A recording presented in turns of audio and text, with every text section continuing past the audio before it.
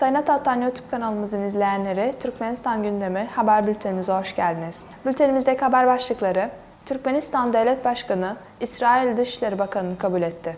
Türkmenistan, Kuzey-Güney Uluslararası Ulaşım Koridoru'na katılmak istediğini açıkladı ve son haberimiz, Gazprom, Türkmenistan'dan 5 milyar metreküp doğalgaz satın aldı. İlk haberimiz, Türkmenistan Devlet Başkanı İsrail Dışişleri Bakanı'nı kabul etti. Türkmenistan Devlet Başkanı Serdar Berdimuhamedov, İsrail Dışişleri Bakanı Eli Cohen'i kabul etti. İsrail Dışişleri Bakanı bunu Twitter sayfasından duyurdu. Görüşmede Türkmenistan Devlet Başkanı ve İsrail Dışişleri Bakanı ikili ilişkilerin güçlendirilmesi konularını ele aldı.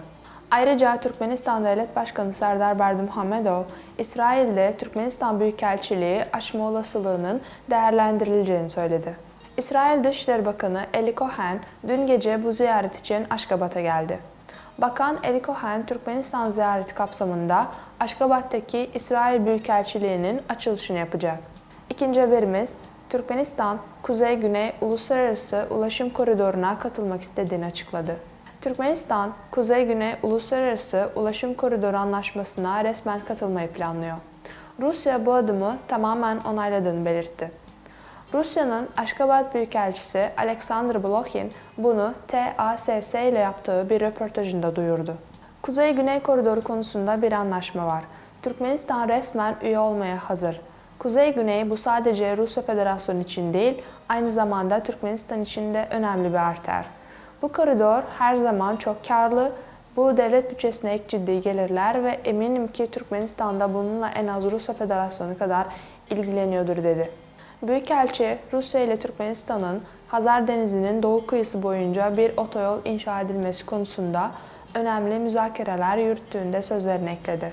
2000 yılında Rusya, Hindistan ve İran arasında çok modlu bir Kuzey-Güney ulaşım koridorunun oluşturulmasına ilişkin hükümetler arası bir anlaşma imzalanmıştı. Daha sonra katılımcı listesi 14'e çıktı. Projenin amacı Hindistan, İran ve Basra Körfezi ülkelerinden gelen kargo akışlarının Rusya topraklarından Avrupa'ya geçişini sağlamaktan ibaret. Son haberimiz, Gazprom, Türkmenistan'dan 5 milyar metreküp doğalgaz satın aldı. Rusya'nın Aşgabat Büyükelçisi Alexander Blokhin, TASS'ye verdiği röportajında, Gazprom'un taraflar arasında imzalanan anlaşma uyarınca geçen yıl Türkmenistan'dan yaklaşık 5 milyar metreküp doğalgaz satın aldığını söyledi. 2021 yılında Rus şirketi Türkmenistan'dan 10 milyar metreküp doğalgaz satın almıştı. Gazprom 2022 senesinde Türkmenistan'dan yaklaşık 5 milyar metreküp doğalgaz satın aldı. Türkmenistan ile 2024 yılına kadar yaptığımız bir anlaşma var, geçen yıl uzatıldı. Ek hacimlere gelince bu Türkmenistan'ın sözleşmeden ne kadar fazlasını teslim edebileceğine bağlı olacak dedi.